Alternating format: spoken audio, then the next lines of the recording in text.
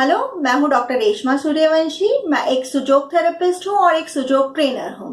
सुजोग शब्द आपके लिए शायद नया भी हो सकता है, तो मैं आपको बताऊं कि सुजोग जो है वो एक कोरियन वर्ड है और इस थेरेपी के जो फाउंडर थे वो प्रोफेसर पार्क जेओ, एक कोरियन साइंटिस्ट और फिलोसोफर थे। सुजोग का मतलब है सु माने हाथ और जोग माने पैर। तो हाथ और पैर के तलवों में आए हुए जो मर्म बिंदु है उन पे दबाव देके जो ट्रीटमेंट करने की पद्धति है उसको हमने सुजोग थेरेपी बोला।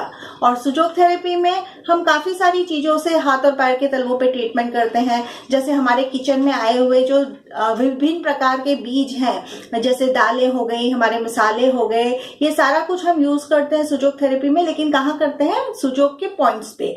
इसके अलावा हम कलर से, मैग्नेट से, नीडल से या जस्ट प्रेशर देके भी सुजोग में हम ट्रीटमेंट करते हैं।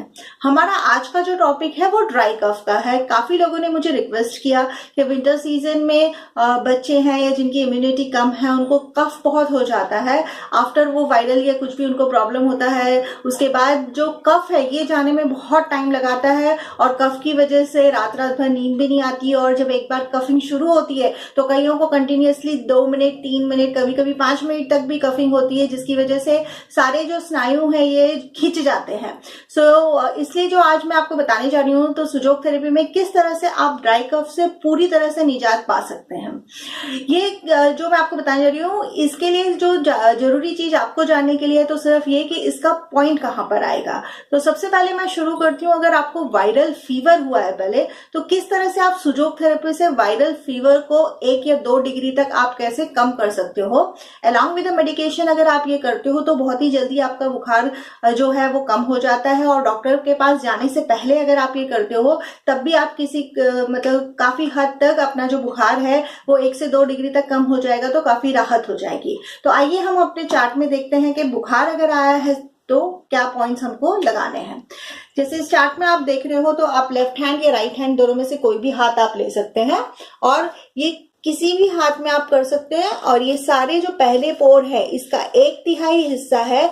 ये नॉर्मल जो है वो स्केच पेन में यूज कर रही हूँ। आप sketch pen, ball pen, ink pen कुछ भी यूज कर सकते हैं, लेकिन ब्लैक कलर की होनी चाहिए। और ये जो बिंदु मैंने अभी मार्क किए हैं उनको इस तरह से सारी उंगलियों के पहले पोर का 1/3 हिस्सा, इसको इस तरह से आपको पेंट करना है ब्लैक कलर से।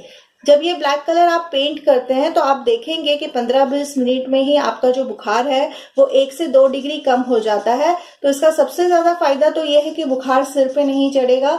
जो काम आप आइस पैक लगा के करते हैं वही काम ये जो है ब्लैक कलर से हो जाता है। सपोज आपके पास ब्लैक कलर नहीं है तो इसमें दूसरी टिप ये है कि अगर आपको बुखार कम करना है तो आप 2 बॉल लीजिए और उसमें बर्फ डाल दीजिए। आइस डालने के बाद अपने जो टिप्स ऑफ द फिंगर है, जैसे मैंने बताया कि 1/3 हिस्से में इसके पॉइंट्स है, तो कम से कम पहला पोर का 1/3 हिस्सा बर्फ में होना चाहिए। तो दोनों कटोरों में आप बर्फ रख के और कुछ देर तक अगर उंगलियां ऐसे रखने हैं तो बहुत ही जल्दी बुखार आपका कम होने लगता है।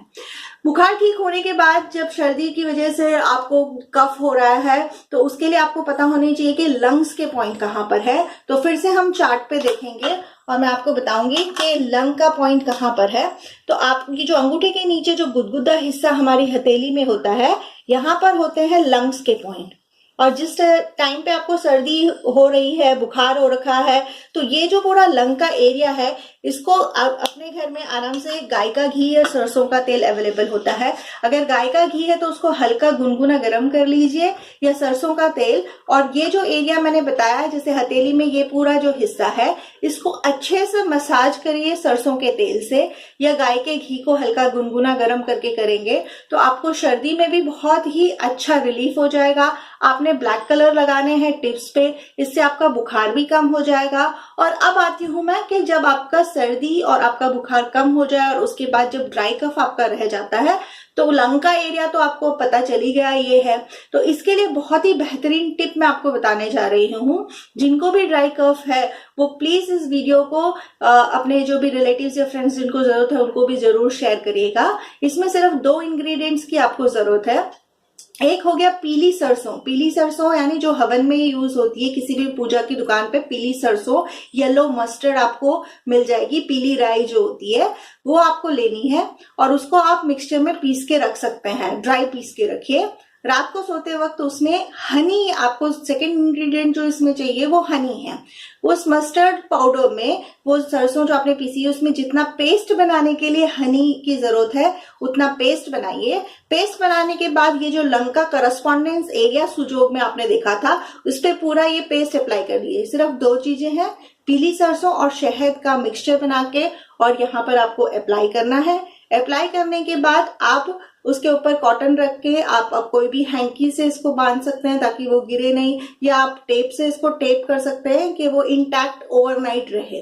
अगर ये कुछ दिनों तक सपोज डिपेंड करता है कि कितना कफ है आपको, तो हो सकता है 1 हफ्ते से 15 दिन तक आपको ये लगाना पड़े, लेकिन ये लगाने से पहले ही दिन से कफ में जो है ड्राई कफ में बहुत ही फायदा होता है। किसी को 3-4 दिन में कंप्लीट रिलीफ होती है, डिपेंड करता है पेशेंट टू पेशेंट आप ये कर सकते हैं, लेकिन ये बहुत ही अच्छा इलाज है और मैंने जितने भी पेशेंट्स पे ये किया है मुझे 100% रिजल्ट इसमें मिले हैं। तो मैं चाहती हूँ आप इसको जरूर यूज करें और कमेंट करें कि आपको इससे ये जो टिप है ये आपको कैसी लगी।